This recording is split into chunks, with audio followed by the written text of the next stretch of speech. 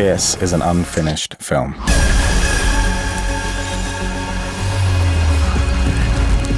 You can take over as director if you like.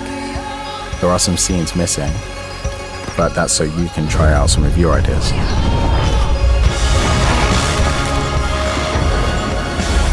Literally anything is possible. The world is what you make it. Hi, welcome to Creator Power, the business of influence powered by Adobe. I am your moderator, Kayla Cobb. I'm the senior reporter for TheWrap, and today I am joined by a crew of fabulous people who are all leaders in the creator space. We have Jared Carnison, who is global head of social at Adobe, Michelle Carey, who's the creator and host of Challenge Accepted on YouTube, Megan Beisel, who is the head of public figures and creator partnerships in North America at Meta, and Alessandra Cantonese, who is the CEO of Smosh. Thank you all so much. Thank you for having us. The creator economy is one that's been really exploding. Goldman Sachs has estimated that it'll be worth $480 billion by 2027. How have you seen it grow in the past few years?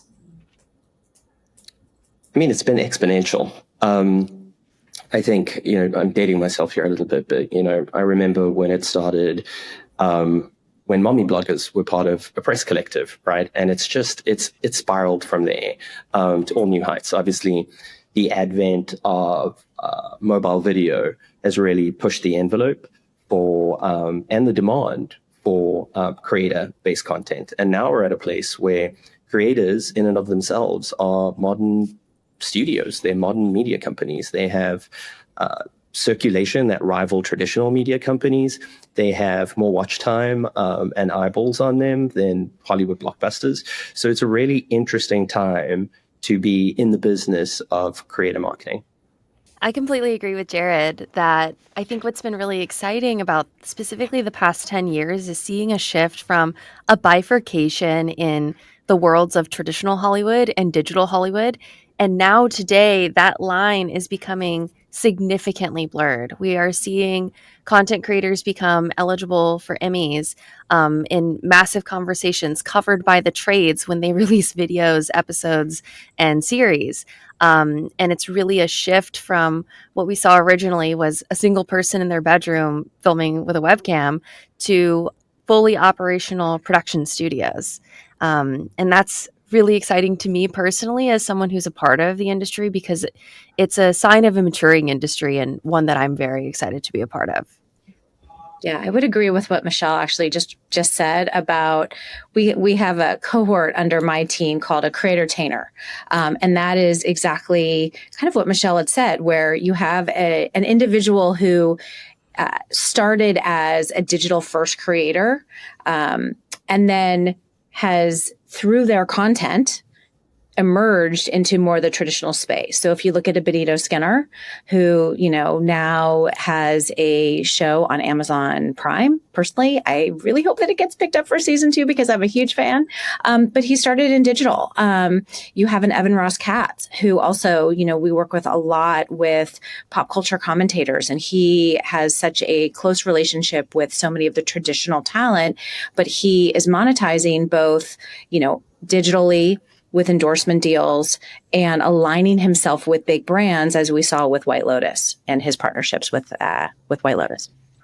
Yeah. And just to add, I'd say, I think Smosh is such a great example of, the way that the industry has changed over the last 10, 15 years. I mean, in November is going to be our 20-year anniversary. So Smosh is 20 years old, November 19th. And Anthony and Ian founded the company as 14-year-olds in their bedroom, just wanting to make stupid jokes and sketches and, appeal to their friends.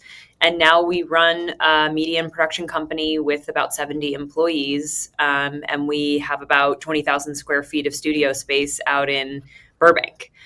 So I'd say the industry has really shown that over, the last 2 decades, you can create something like Michelle and Megan and everybody is saying, like in your bedroom. And, really that is a startup that then can become a full-fledged, corporation. And I think the only difference between then and now is that you can do it a lot faster now. Back in 2015 when they started this, or sorry, 2005 when Anthony and Ian started this, they never meant for it to be a company. And even in, early 2008, 2009, after a few years of the partner program at YouTube, like being able to share revenue, the idea wasn't for it to become a company, but by the time that it did become a company, it just took off. And I think knowing that Smosh has been through so many ups and downs, other creators in the industry have been able to see what companies like Smosh or Mythical or Try Guys have done and what they're capable of doing, or even Michelle and what she's been able to achieve. And they're able to now today fast track that process, learn from our mistakes, make stronger decisions. And there's more and more companies providing capital for creators to fast track that as well. So we're seeing, a pretty big boom of startups, that are built around creators. Yeah, I'm really happy you touched on that, Alessandra, because that's something I've noticed in the creator space. It's just the creators themselves feel like they've changed. Like when I was in college, it did feel like the goal was to, partner with Hollywood, whereas now more and more creators feel completely independent. They're doing their own thing. And I know that most creators do think of themselves as entrepreneurs, like if not forefront, then the same as they do creators. How has that shift, that kind of leaning into becoming more entrepreneurial focused, influenced the space?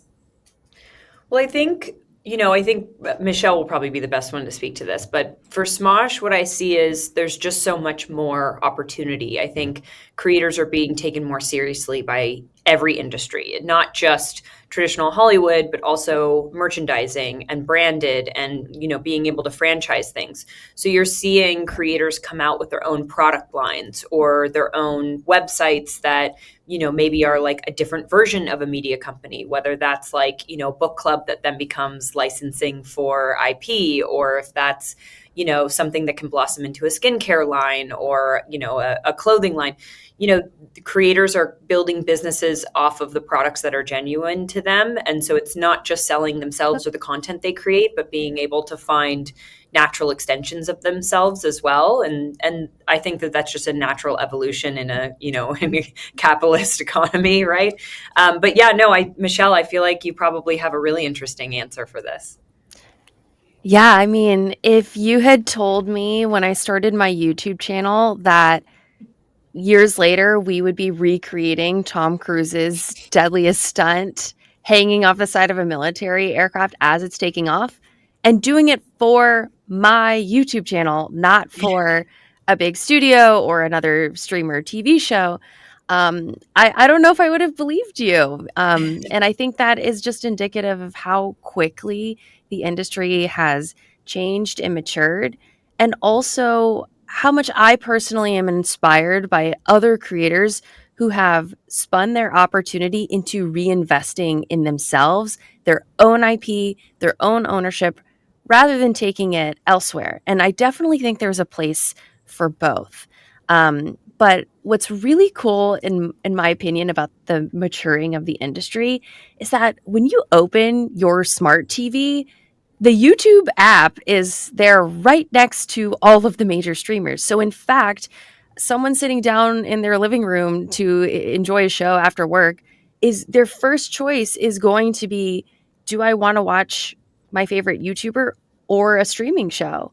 And that just physically puts us in the same playing field. We're seeing massively increased viewership on living room and television devices. And so, yes, I would say that YouTubers are technically creating TV shows and viewers are technically choosing them over other shows. And I love that because to me, it's reflective of a democracy of content creation. Whereas historically in traditional Hollywood, it has been, does a room of Suits believe in my idea, or does this casting director like my self-tape, and are they paying attention when they're watching it? Now it feels far more direct relationship. It feels like a far more direct relationship to the audience, and the audience can vote and watch and share what they like the most. Oh man, I'm so glad you said that. I mean, I was chatting to Colin and Samir a couple days ago, and they had popped a stat up online that 50% of their watch time comes from connected TV. Mm-hmm. And you're really seeing this intense shift from it being something you do on a mobile screen to it being a real serious form of entertainment. If you talk to any Gen Alpha, they are just as excited for the latest drop from their favorite creator as they are for a Hollywood blockbuster, right? This democratization of content and also the fidelity with which content is being created and at speed, it makes a massive difference, right? If you look back at what the quality of content was like just 5 years ago, never mind 10 years ago, to where it is now, there is this massive delta. And that is all thanks to the democratization of technology that gives people a voice across the board. And I think we're in a really interesting space where it's almost a revolution in tooling that we're seeing even extend that voice to more people. If you look at the role of AI in a content creator's life as it stands now, and I'm not talking just full text to prompt AI-based content, but AI used in a workflow, right, to clean up audio.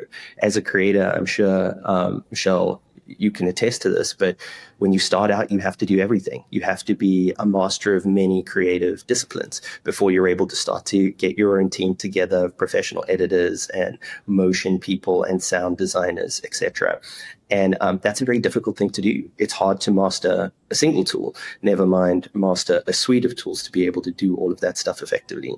And so it's exciting to see AI coming in and helping close that gap, right? Now you have noise cancellation and you have the ability to make the audio more crisp. You wouldn't say it being in the fish tank that I'm in right now, but all of those tools make a remarkable difference to a creator's ability to get good or great quality content out at scale and at speed. Yeah. You guys have touched on something that I thought was really another huge part of this landscape, which is creators' relationship with brands have evolved so dramatically in the past, I'd say even like year or two. Michelle, your latest video, which is, a collaboration with both Red Bull and Adobe, those partnerships, they feel completely organic. Watching it took me about like 10 minutes afterwards where I was like, oh yeah, I guess like Red Bull did like help sponsor that, So can you talk a little bit about how how brands are now seeing creators as more collaborators versus just like quote unquote traditional talent? I mean, I just feel very privileged to get to collaborate with, Adobe, Red Bull, brands that understand the space. I think, Colin and Samir have said this too, but a great branded partner also needs to be a creator in a way. And a lot of our best partners are brands that make their own content online and understand the process. What has been really cool about some of our recent collaborations is genuinely like just getting to collaborate with brands I've used for forever. So like there's a very natural fit there. I mean, all 60 episodes of Challenge Accepted since 2018 have been edited in the Adobe suite. So of course it's easy for me to yap about how much I love it. And I think like that is a blessing and a gift of our growth as a channel organically now getting to play in different spaces and have these conversations. I also think it is that blurring of the industries that now partnerships are looking more and more excitedly like they do on traditional TV. It's parlaying into more product placement rather than an interruption in the middle of the video.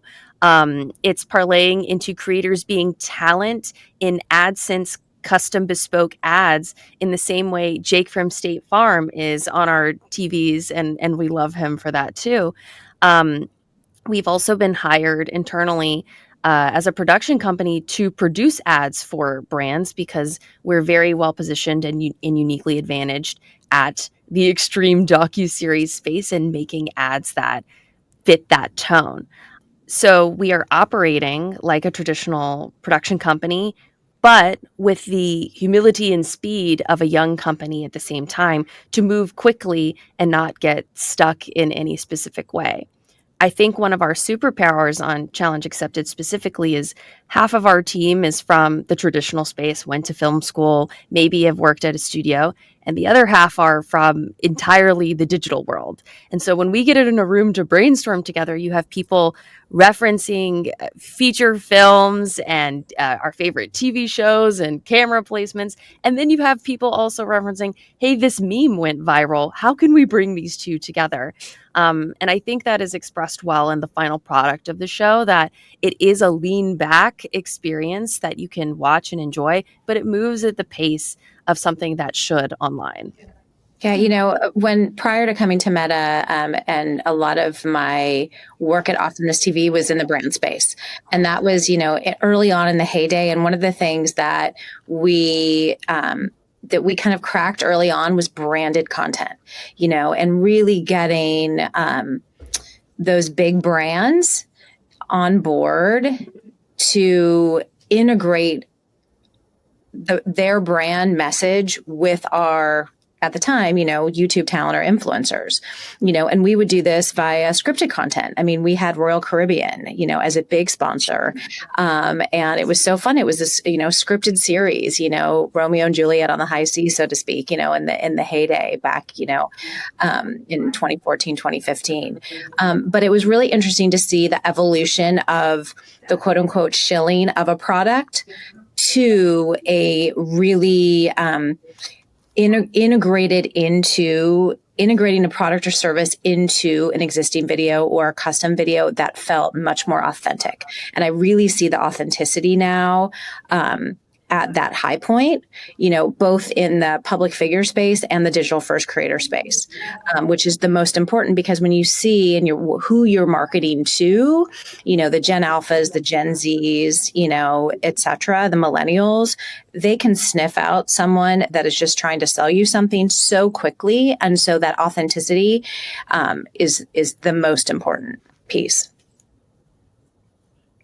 Yeah, and I think there's a huge difference between what we're seeing with creators, especially creators like Michelle, who are native to YouTube as a platform, and the collaboration that we're talking about with brands. Whereas, on a platform like TikTok, there's not a lot of collaboration with brands happening, right? It's affiliate programs where, I feel like the more I swipe, the more just straight commercials I'm seeing from an average person representing a brand totally, and they're making a commission, and it's definitely a hustle, but I no longer feel like I can trust that. I don't feel like, I'm getting something genuine when I just immediately see like, oh, this creator's getting a commission. So of course they're going to go down the rabbit hole of all the different ways you can tie your hair overnight for curls the next day, or all the different hair vitamins you can take, or all the different, some of it may be very genuine, but when I see a creator collaborating with a brand to create a piece of content, especially one that feels very native to the content they would have already created, there is a certain amount of like a genuine take, so at Smosh, one of the things that we do, regardless if it's a custom piece of content or if it's a podcast ad read on audio, with our partner Audio Boom, the content that we're creating in partnerships with brands always has to be with a brand that we sincerely utilize. And I do have a little bit of an advantage because I have 15 cast members. So if one doesn't have the genuine read, there's another one on the roster who's like, I actually do use that product and I'm happy to do the read. Right. And that makes it so much easier for us to be able to guarantee with brands like, hey, you're getting like a personal read, you're getting a genuine usage. Like, when we're representing, any kind of brand that we're working with, especially something like a Rocket Money or like an Adobe, where Michelle can say like, I genuinely do use the products. that is going to hit with the audience so much better. It's going to make such a bigger impact. And they trust us to have that kind of genuine relationship and to have that personal use read. And so it is a lot more comfortable and easy for us to say no. It's not hard to say no to a brand, and I think that's unfortunately a privilege that we have that not every creator has, but the larger that you get in the space, the more brands want to work with you. And I think one of the natural evolutions is also that brands are starting to get hip to the smaller creators and the impact and power that they have.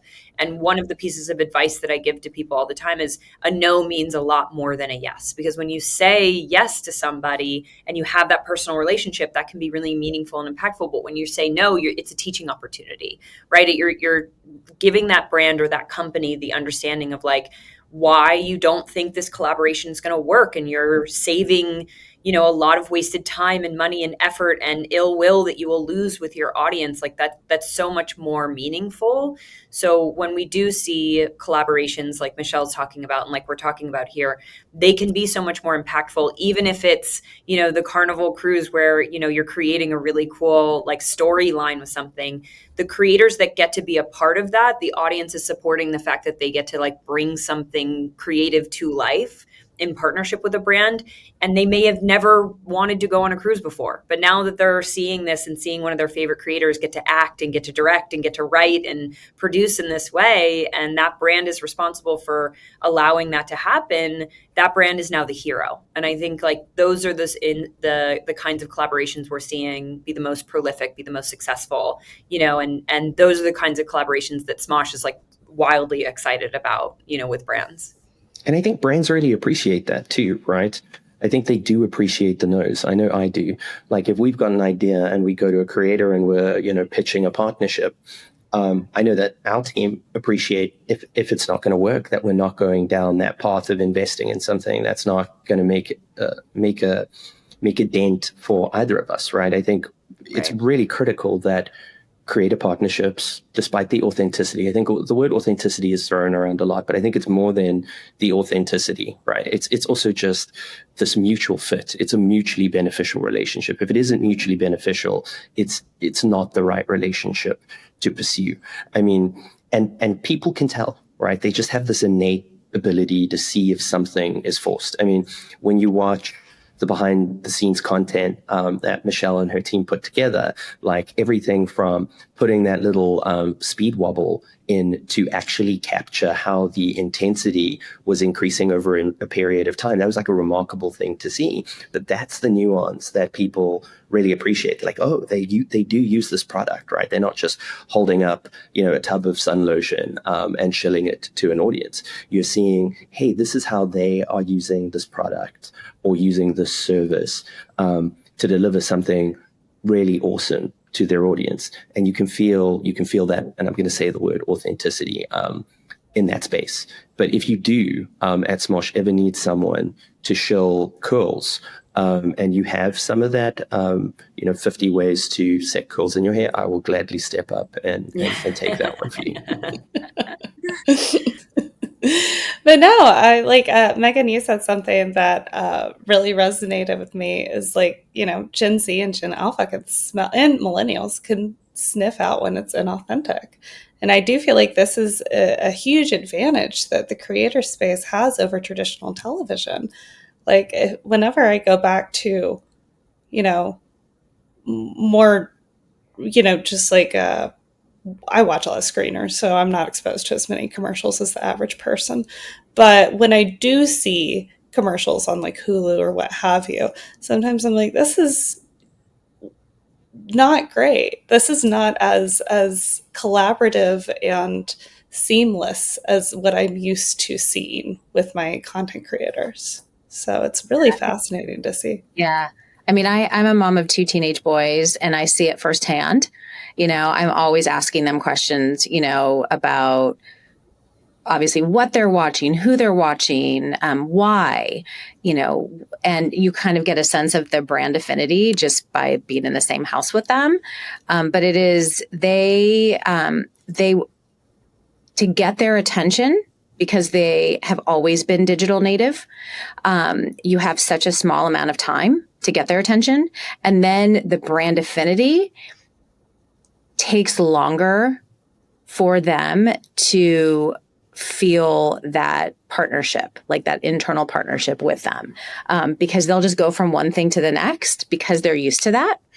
And it happens so fast, the kind of the switching around. And it's fascinating. It's really fascinating it's an inside focus group for sure.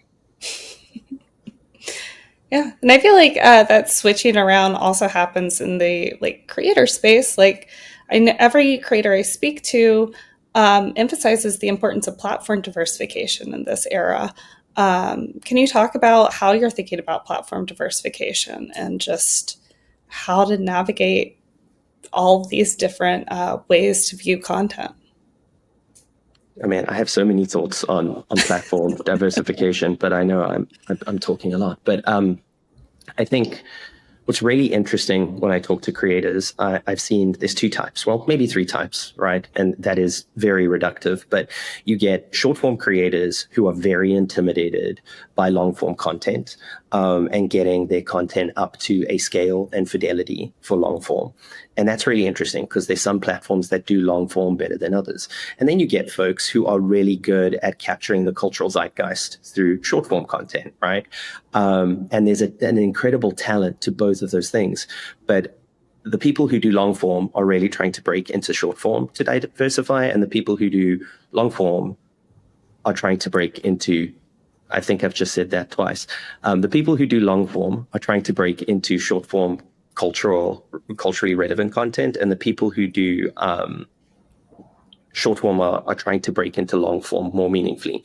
And so when we look at content diversification across the board, I think a lot of people make the mistake of just seeing these spaces or platforms as a variety of different spaces to put content out. But if you look at something like Instagram, there are a multitude of spaces and places to connect in the surface of that application with people.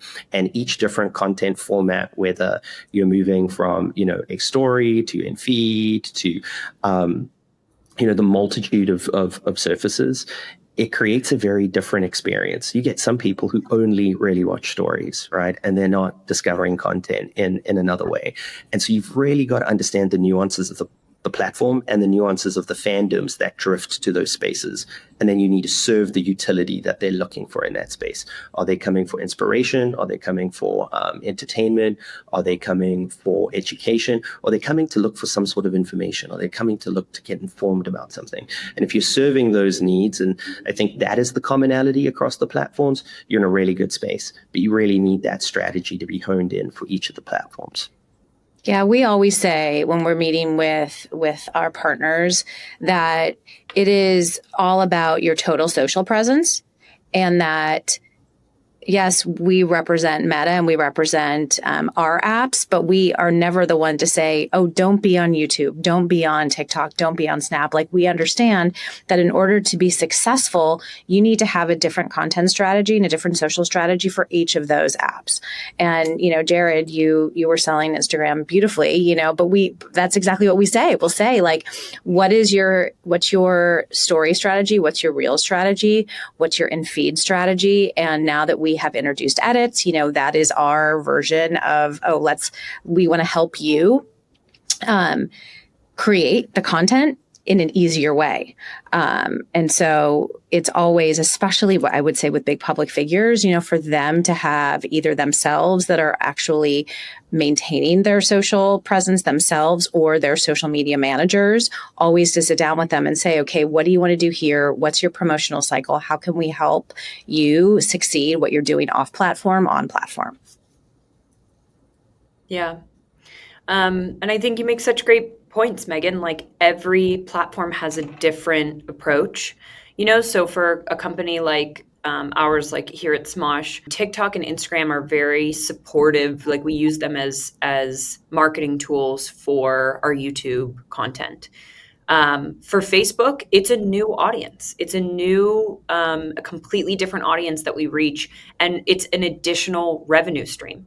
So we're taking, majority of our content, Reddit stories, especially our podcast formats, and we are distributing them on Facebook to earn revenue and a significant amount of revenue that comes through from Facebook, but also to reach that new audience that we probably would not have reached on YouTube or other social platforms. And then outside of that, I'd say the real outlier for us is TikTok, where a combination of our talents, individual profiles with Smosh's profiles, we just like to do something that's culturally relevant. So we like to be a part of trends or challenges, and kind of, we say, Smoshify things. So, if somebody's doing a particular, trend out there or challenge, we find a way to make it Smosh and to do like our own funny new take on it. So we can still honor the trend, but we're not just kind of rinse and repeating what everybody else is doing. And I think like knowing that there's such good marketing tools, or they keep us involved in the cultural conversation, right?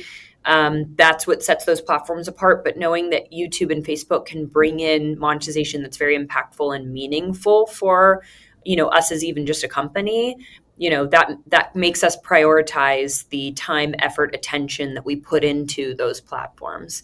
And so when we diversify our content, we're thinking about those things. We're not really worried about who our audience is on TikTok and Instagram, because they tell us very often, they'll watch our YouTube channel and then they're going to those platforms to be a part of the conversation. With Facebook, we are reaching a new audience every single day. And that allows us to not only, diversify who we're reaching and why we're reaching them, and, have, a more insight into that. But like I said, like make impactful and meaningful revenue that allows us to then put more into our content, or, a talent's new idea. Right. So when we think about diversifying content, we think about what the opportunities are. And so, for any platform, you really have to think about like, who's the audience that I'm reaching, or who can I reach? And then what am I trying to achieve? And it's going to be different for every platform, but every creator's distribution is going to be different, and their POV on it, or their take on it, or their approach to it is going to be different, and not everything's going to work for everybody. So like, I always encourage people, like, swap tips and tricks and talk about it. And, and if you can get really great partner managers, especially at platforms like YouTube and Facebook, like, make good relationships with those people. Those are the people that you want to be talking to and sharing what you're trying out and getting advice from them.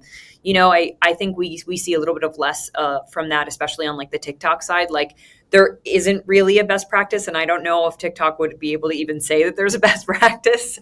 You have to really just explore and take swings, and some things hit and some things don't. And there's not always a reason why.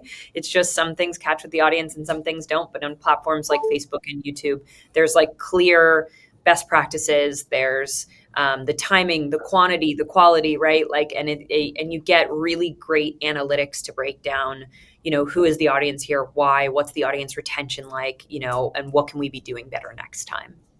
Michelle, how do you think about platform diversification as someone who's offering a premium product? Like, I think of it a lot like financial diversification. You want to have some stocks, some bonds, some ETFs.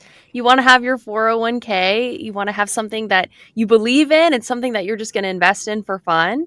And I view it the same when it comes to diversifying across the platforms. You want to have, one bespoke show or series or format that you as a creator can trust and love making every single time, and also experiment and have fun everywhere else, because you never know what will hit big. And I think that's a really fun aspect of what we get to do, because sometimes you'll have a short form that underperforms, but the long form concept of it goes viral. Sometimes it's the inverse. And I really think that diversification of ideas or remixing of one concept for shorts versus longs or Snapchat, etc., has been really fun to see how far an investment in a single idea can go. And I think what is even more fun is being pleasantly surprised when it hits in places you weren't expecting. As it pertains to Challenge Accepted specifically, this is something that I think like we're all still learning, which is really fun. But a strategy that we've been really enjoying lately is, while we're on set doing something crazy that's high access and exciting, whether it's training with the Secret Service or attempting Harry Houdini's deadliest magic trick, will also have a second unit that is focused on the short form version of this story. It's less about doing cut downs of the piece and more about making original bespoke content that someone else is filming additionally to the long form as well in editing for that platform. Um, Certainly, people have found success from just taking one piece of content and posting it everywhere and seeing what happens. And I think for newer creators, I would recommend just try everything, just do it. But ultimately, you get to a point where you have to think critically about the audience on every platform. And even if the demographic is the same, their viewing habits are going to be different on TikTok or Instagram Reels versus when they sit down to watch a long form on TV. So yeah, I get excited about it because it's fun to see how far a single idea can go. Yeah, I mean, we used to always have a joke in the newsroom where it's like, it could have been a tweet. That's, that's not an article. That's a tweet. Dating myself there. But I also want to look ahead at the future of the creator industry. And like a huge part of that future seems like it's absolutely going to involve AI. So, how do you think that AI is going to influence the creator economy as we enter this new era? I think the biggest thing for me, particularly because we're kind of seeing it firsthand at Adobe because we're building the tools that help shape some of that future, right? Is democratization. It's about access. So we've been in the business of building professional grade creative tools for people that are shooting Hollywood blockbusters or, mainstream music videos to like top YouTube creators like Michelle. And there is a barrier to entry, right? Unless you have a team of editors and you have a team of like sound engineers, it's sometimes tough to make incredibly high quality content, right? When you're starting out. But with the advent of AI, we're able to take on some of the heavy lifting of that and automate some of the things in a workflow that would be incredibly difficult to do without a mastery in sound engineering or endless amounts of time to get all the captions right. And so that's a piece that I'm really excited about is the role of AI in giving space to more voices to create stories, right? And create content and tell their stories. So I think that's some of what we're seeing. I think we're also seeing new genres of content creation pop up. There is at the moment, I think, a multitude of these content franchises that put AI-based characters in the mix with some decent voiceover, right? I think you've all seen like Baby Podcast, right? Where the baby's talking to a dog. It's really interesting. It's very entertaining, but it's become this franchise. And one day I'm sure my kids will be like, what was the first thing that you saw in this latest bout of AI-based content when it was back in the day? And it's like, well, babies talking to dogs, right? In a podcast format.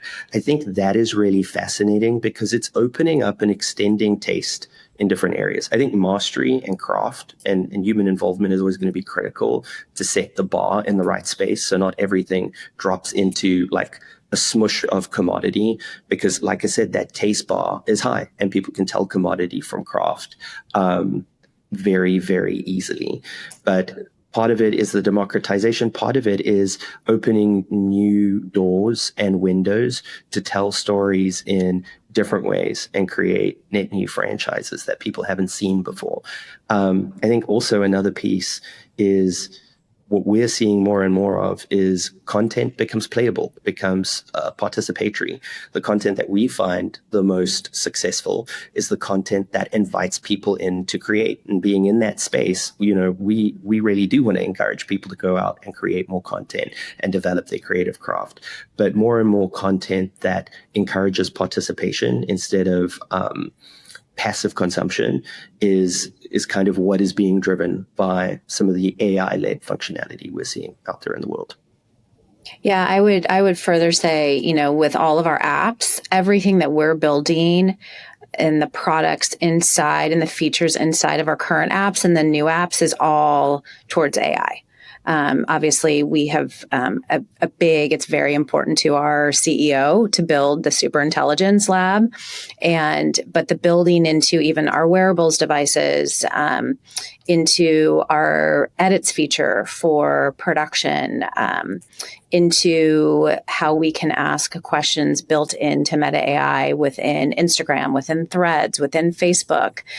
It's all about, to use your word, Jared, the democratization. So everyone can utilize those features and feel empowered to do so. One of our senior leaders a couple of weeks ago said something that really resonated with me about, AI is only going to become more and more prevalent in our day-to-day in our world, inside and outside of Meta and our world. And every single day, challenge yourself to try to use AI in some way, shape, or form, because then you'll just get more and more comfortable with the idea. If it's asking for a recipe, if it's asking how long do I need to bake chicken breasts, that is something that you're doing by utilizing AI.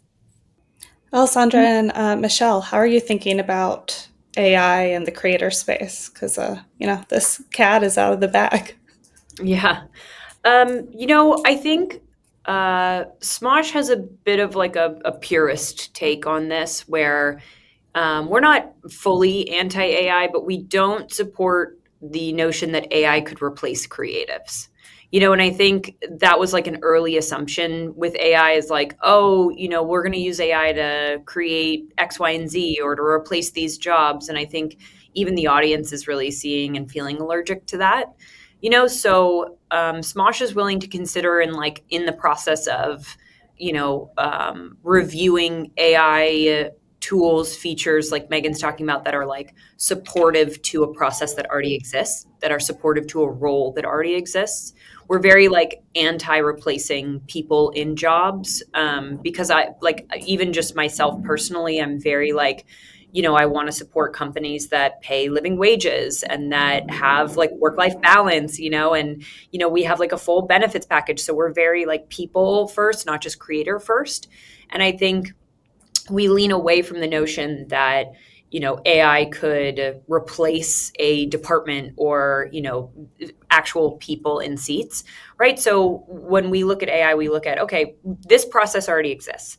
Is there a version of an AI being more supportive to that process or helpful in the efficiency of that process? Not that efficiency is the end all be all, but like there are things like, how can we utilize, we're still learning about the ways in which Gemini with Gmail can be supportive to our email process, right? But there needs to be a human being to us. There needs to be a human being on the receiving email, on the end of that email, and I think we're also an outlier, and I'm sure Michelle can relate in ways as well, but we're also an outlier in that like AI can't understand nuance and comedy and comedic timing and sarcasm. And, sometimes jokes are, so silly or meta or, in different ways. There's, like I said, like there's just so much nuance behind what it takes to have strong comedy. Whether even just what your version of great comedy versus my version of great comedy is going to be different, right? So how do you teach artificial intelligence? Well, you don't, to me, it's are there ways in which AI can support a creative's process and make a creative's process easier from start to finish so that they can have more time to be an artist? Like, great. I look at that the same way as like, I have a calculator on my phone. Of course, I'm going to use it and not try and do math in my head, even though my teachers told me I was going to have to, right? But yeah, I think, to us, it's, we're less interested in the ways in which AI can replace things and more interested in preserving the creative process, honoring the creative process, like supporting and uplifting that creative process. And I'm all for people who find what they need out of AI in that way. I personally ask ChatGPT stuff all the time, and then I have to wonder to myself, like, how accurate is this? Because it's so easy to do that and to rely on that. But I think when we think about it as a whole, we think about less oh, let's go after the AI that we want to integrate, and more, what is being offered and what's available that supports a process that already exists and can make a person's life better. And again, I just want to stress, like, for us, that's never like, oh, well, now that this person has this AI, we no longer need to hire them support, right? Like, the goal to me is not to say, oh, you have this new, feature, or you have these new tools that allow you to do twice as much work, right? To us, it's preserving that creative process, honoring that creative process, supporting that creative process. But there's so much that goes into the creative process. Even just as comedians, it's trying new takes of different jokes 100 times before you find the one that lands, right? AI is never going to be able to do that, and I think the audience understands that and feels the same way as we do. And but at the same time, I don't think that means that AI can't be helpful and supportive and additive in different ways. It's something where each creative has to figure out that process for themselves. So yeah, I mean, as a whole, Smosh is very honoring and supportive of the creatives that we have, and we always want to make sure that we're thinking of them first, and then the efficiency or the tools and features and stuff second. As it comes to the creative process there. But yeah, I'd love to hear, Absolutely. Michelle, what's your take on this? The best way I can explain it is I'm a very big fan of Survivor, and Survivor has been on the air since the year 2000. Jeff Probst is the greatest host of all time. And what I think is very special about the show is that even though it's been on air for a quarter of a century at this point, which is crazy, and the technology has improved. If you watch it season to season, the cameras have improved. The quality of storytelling is off the charts as each year progresses. But at the core, it's a story about a group of humans stranded on an island and trying to survive their way to winning the competition. And so that is how I view the progression of documentary in this new era of technology. That at the end of the day, with Challenge Accepted, we're focused on telling human stories and elevating that truth and that reality to our audience as much as we possibly can. So I definitely agree with a lot of the points that Ali mentioned. That I think it might be genre dependent too. That I'm going to do what's best for the story and the truth of the people that we are honoring and representing, and who have donated their time and resources to be a part of our project. Because with Challenge Accepted, I'm, often in a way a tourist in many communities, whether I'm, shadowing a 911 dispatcher for a day or spending a day at firefighter academy. So their story is what needs to take forefront despite anything else. And also, I agree with Ali on there are interesting opportunities here too. For example, we on our team have used media intelligence as a part of the Adobe suite, which is massively helpful for when we shoot hundreds of hours of footage, sifting through it quickly. But that is interpreted and found by one of our exceptionally talented editors, and they are the ones who bring the story to life.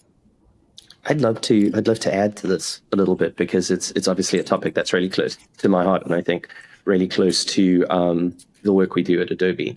I think there is no storytelling that isn't human-centered. You can't move away from that, right? And I think, to Ali's point, like, human beings are critical to the production and to the narrative of every story that needs to be told. I think AI is a great optimizer. It's a great augmenter of things, but it is a tool, right? It's a tool that forms part of a workflow. I think, to that point that I was talking about earlier around people do have that sense of, whether they're being sold to or whether something comes across as commodity, is when something becomes so ubiquitous, like a content genre that's like in a pure AI text to prompt base, that becomes the commodity that people shy away from and will continuously drift to more human-led stories. So at Adobe, we really do believe that human beings and AI together are finding really interesting ways in workflows to augment the work. but never replace anything that a human being is doing, right? So whilst it may be really, really beneficial to have AI come out and tag and find, the footage that you have a bunch in an archive of, that makes that job more efficient. But you still need a human being to go in and select the footage and make the right choices, and who instinctively knows what cut is going to work. Similarly with, the clarification of sound. Now you can shoot it on your phone and you can polish it up, but you still need sound engineers. You still need people that are a master of that craft to pull that together.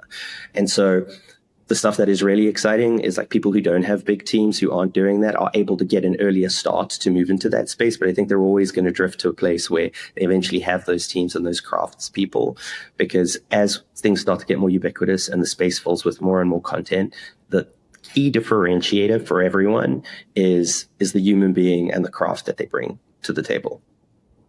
I think that is a beautiful way to summarize it and a great way to end this panel. Thank you all so much for taking the time. This has been truly an honor. I really, really appreciate it. I don't want to take up too much more of your time. You're all very busy people. Thank you, Kayla, and thank you, everybody. You guys had such wonderful things to say. I really appreciate this opportunity. Yay.